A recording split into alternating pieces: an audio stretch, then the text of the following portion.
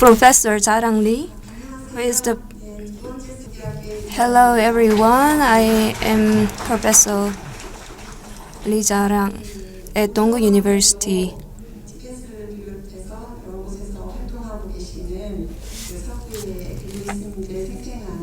In the morning, we heard the stories of Western nuns in Tibetan tradition and also in other tradition. And in the second session, we will hear from the nuns from Japan and also from Taiwan. Japanese and Chinese Buddhism are different, but Buddhism in both countries are prosper. So we will learn a lot from their presentation. I expect the first presentation will be delivered by Professor Monica Bethe under the title of Inspired by the Past, Looking to the Future, Japanese Buddhist Nuns Then and Now. Also co-presenter Venerable Hibino, who is the abbess of Kayatera Temple. Now we invite them on the stage and give them a hand, please. I'm very sorry, but I lost my voice. So you'll all have to be very patient and tell me when you can't hear me. I'll try to stick close to the microphone. We are very honored and pleased to be able to be with you today. Maybe I take this off. It might be just a little clearer. To be with you today and to be able to honor the anniversary of Deheng, who seems to be an extremely meaningful and influential teacher. I hope to tell you today about Japanese women who were able to have a strong influence on Japanese Buddhism and beyond Buddhism into the Japanese society.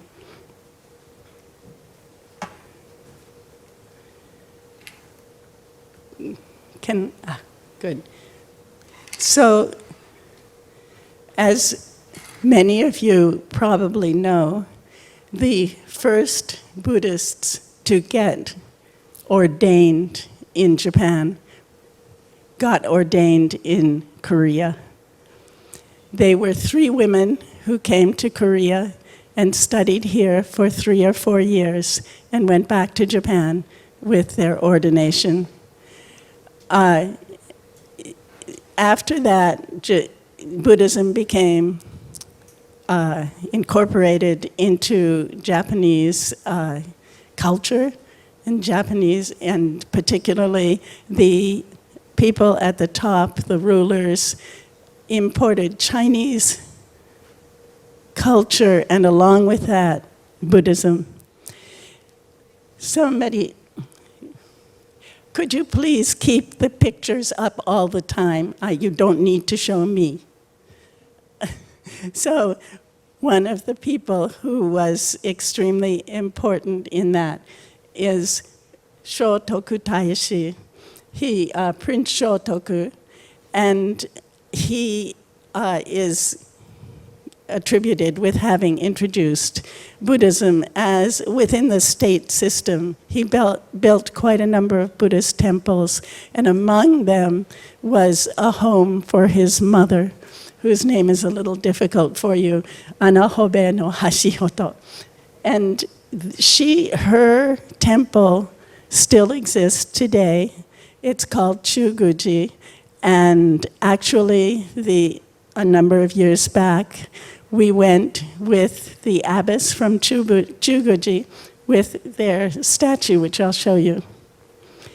We brought this pensive statue here to Korea to be displayed here, and the abbess from Chugoji came along.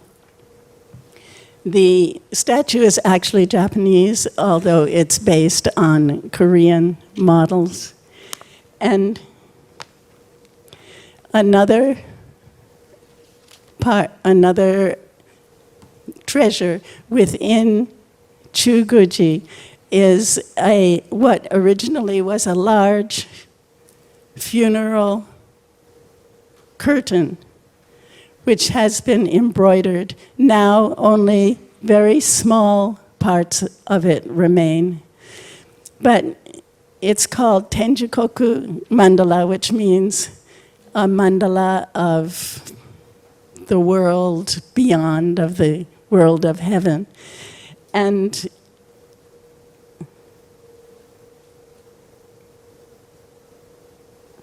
I need the next slide, please. Thank you. At the top of Tenjikoku mandala, there were originally, when it was a curtain, they had lots of turtles, and each turtle had 4 characters on it. These characters wrote an inscription. The characters wrote an inscription on the turtles, and next, please. Next, please. Good. No, too many. Okay. On the inscription, it tells why the piece was made, and it also tells us that the embroiderers and the designers were from Korea. So it was made because the wife of Shotoku Taishi said to the empress at that time that her prince, when he died in his world, he said, "This world is empty. The only truth is Buddha. As a reward, my prince must have been reborn in the land of heavenly lifespan. Please show me what it looks like." Next. Okay. Sorry. So on this, we can see if I can do that. Here, the prince is being reborn on a lotus. And we see the same picture over here with a turtle, except that the embroidery is very different. I will tell you about that in 1 minute, why the embroidery is so different.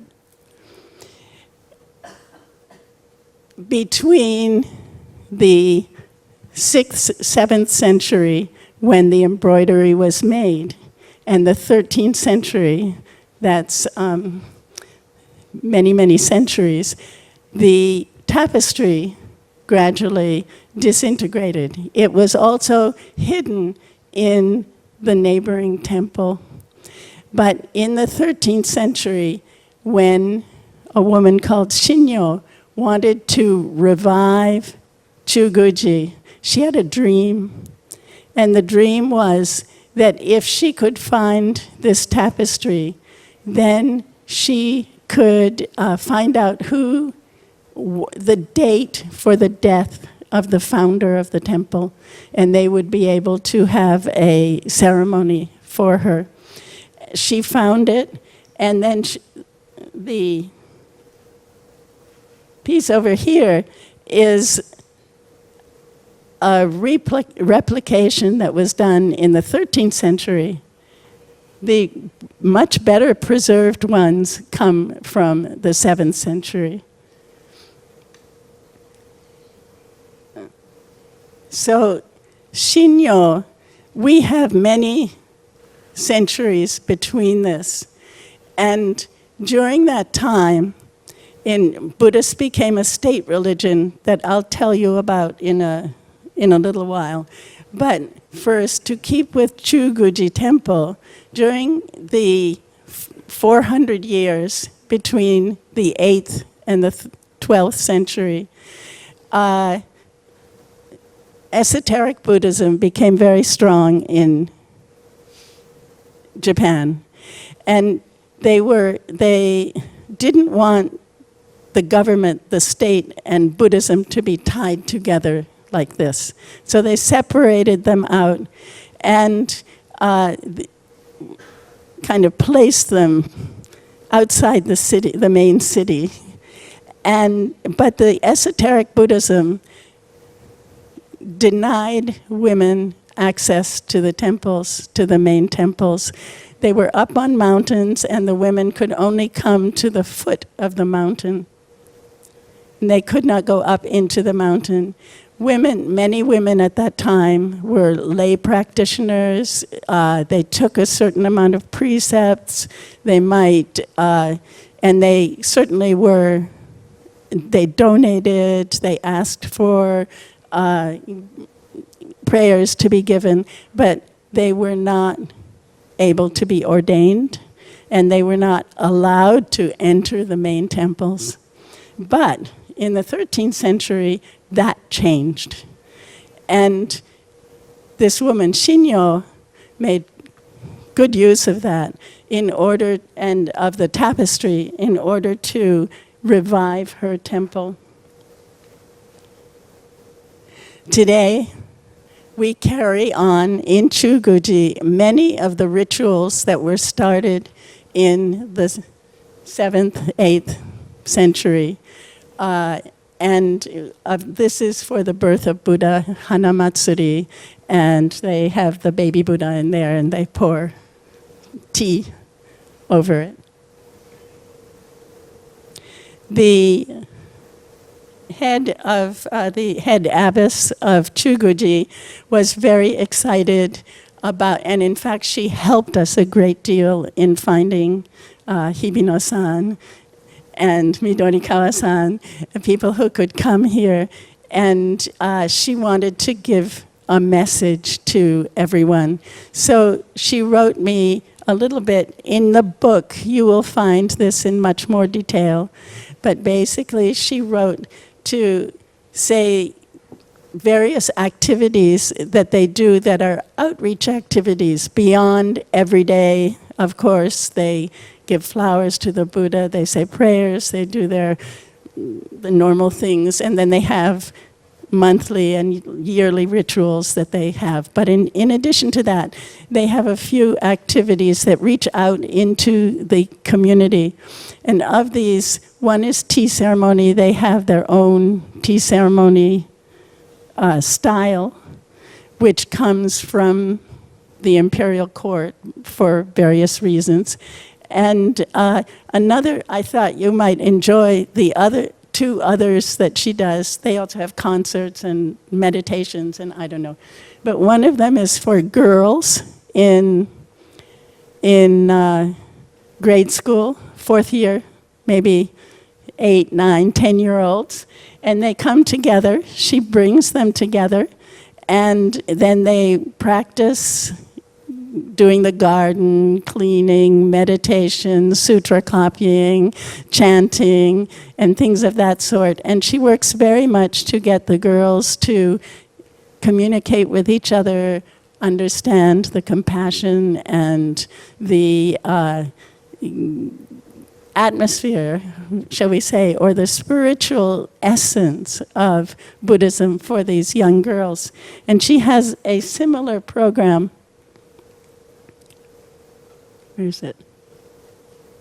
She has a similar program for grown women. And in that, they do the same kind of daily activities of copying sutras and things. But then after they take their bath, or before they take their bath, they chant the the Sharire, they chanted a relic sutra, and then they do 108 protestations down on the ground, and then fully just get very excited, and she says it creates a sense of total companionship and compassion within the group. So she also left a message that you will see in the book, basically for peace, and she hopes that this conference will create greater understanding, world understanding. So,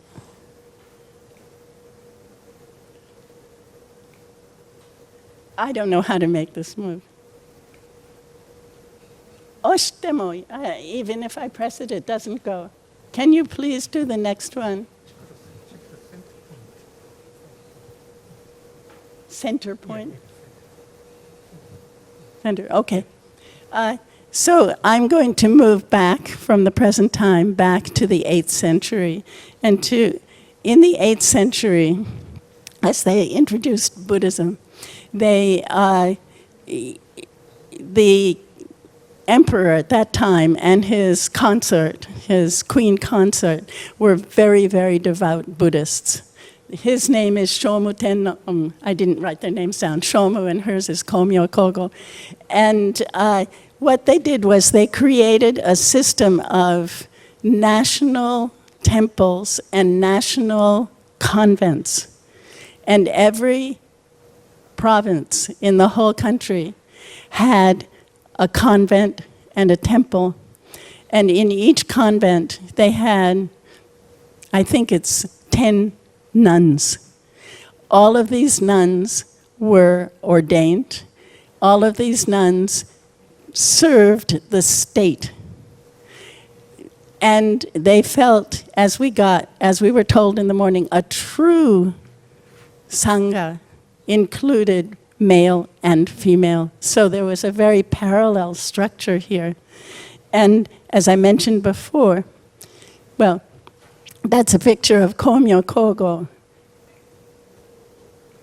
I don't know where Mannaka is. Okay. This, the convent that the Queen Consort created was Hokkeji. It's a very active convent today.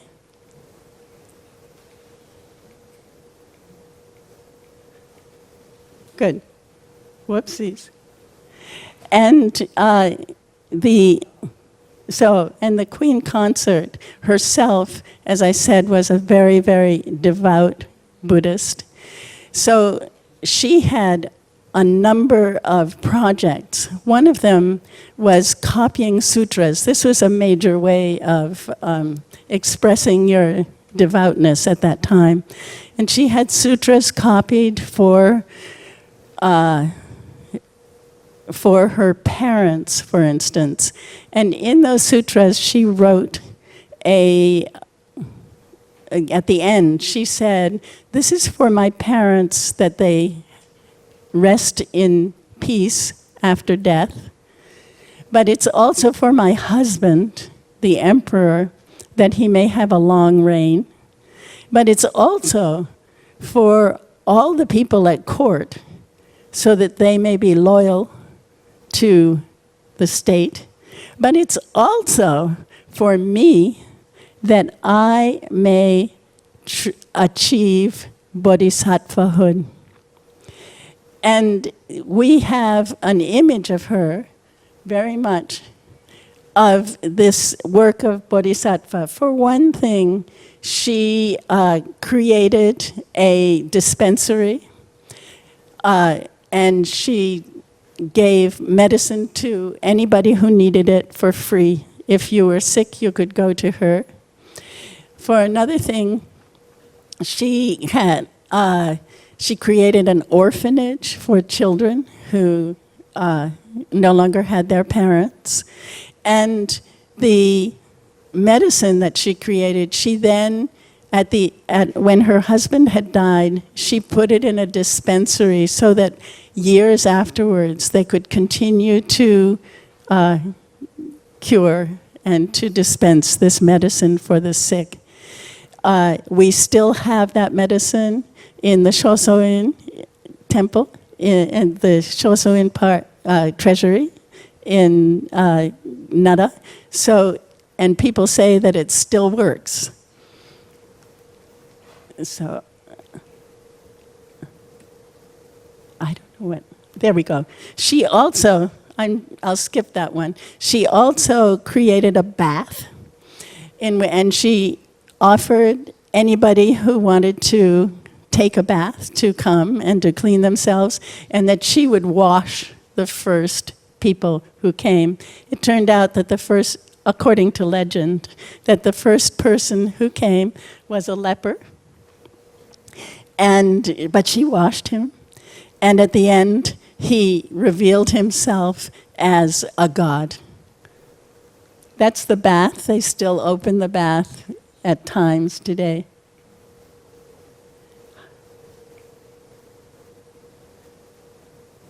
Okay. So after she died, very shortly after she died, they made a statue of her, which is supposed, well, it's a kannon statue, but theoretically it's within her image.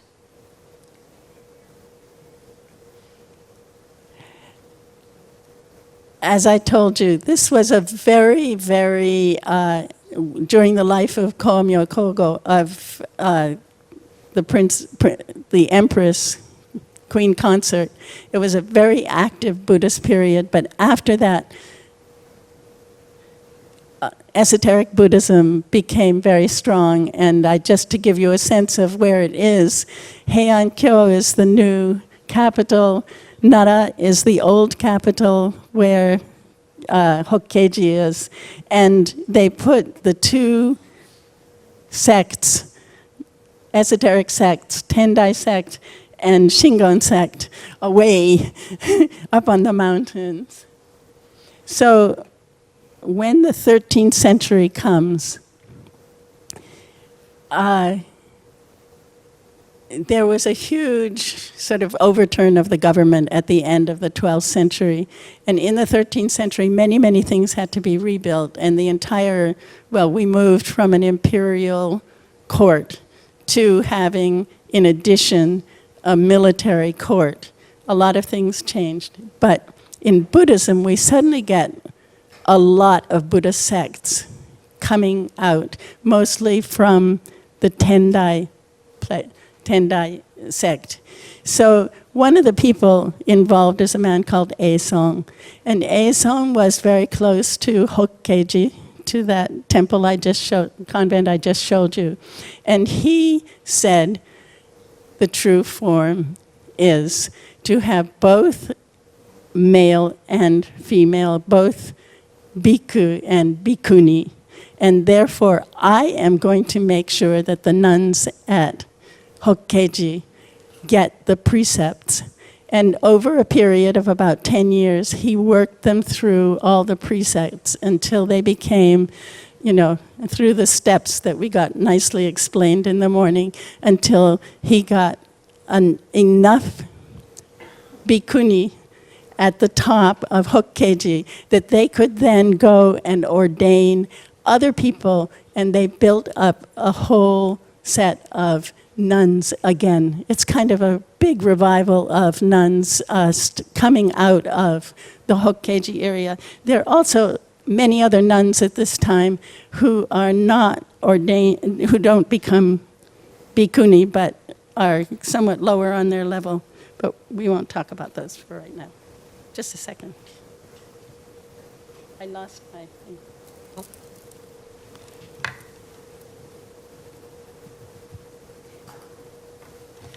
I'm sorry. So we get a revival, and his revival goes back to the Vinaya, but it combines that with esoteric things. And so Hokkeiji moved into being this Shingon Ritsu, so esoteric, but also Vinaya. This is a picture of one of the ceremonies that they have at Hokkeji every year. It takes about 7 days, and they read through the entire story of Sudhana and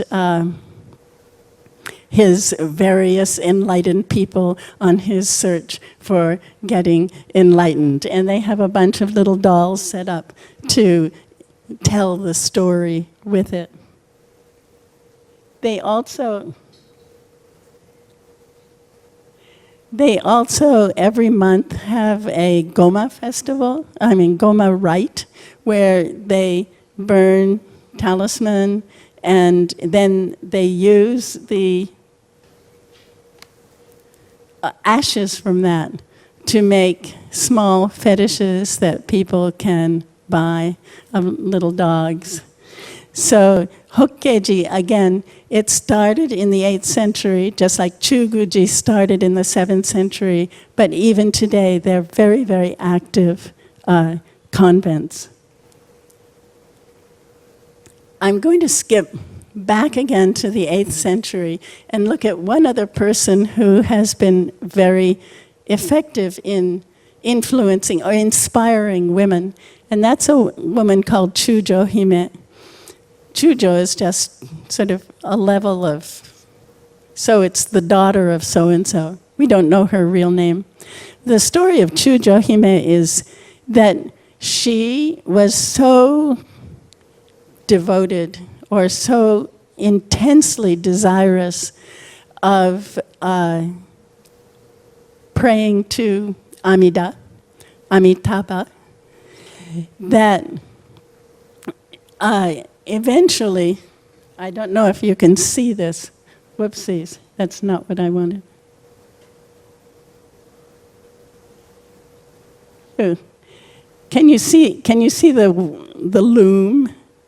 Eventually, 2 nuns came and they wove a tapestry for her in one night out of lotus threads.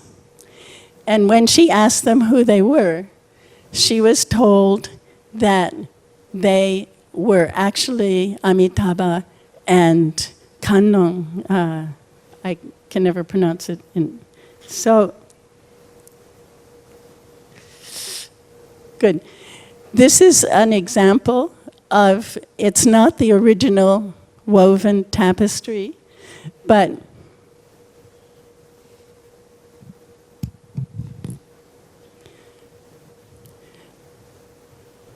this is Amitabha in the center, and the Bosatsu around it, the pool in front of it, people being reborn in the Pure Land here, and all around here we get stories from the sutras, of which down here are the various levels of how you can be reborn in paradise, in the Pure Land. So, it's on the other side.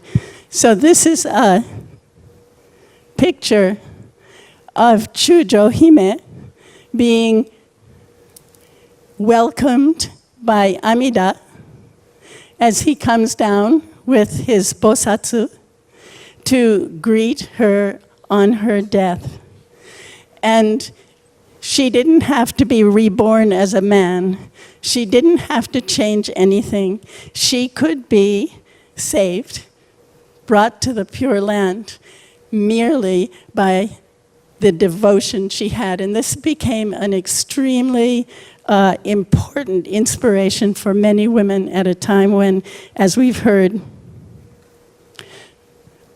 it was very difficult to do this. So here, this is a festival where they're bringing her back up to, they're enacting her going back up.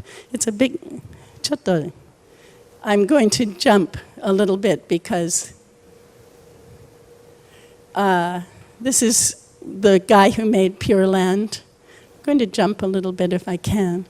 Good. And these are the bhikkhuni who go from place to place and tell you stories about the various ways in which you can be reborn. And among the places you can be reborn is in the blood bath. So that's the blood bath. Nobody wants to be reborn in the blood bath. And in order to avoid being reborn, you get into that because you're a woman. So you see, Chujo Hime says, no. All you need is to pray to Amida. But here, there's the blood bath, and these poor women are forced for it. Then finally, we have, at the same time, the introduction of Zen.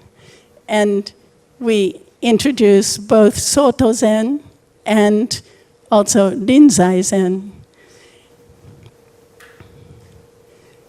So, as you probably know, let me go back.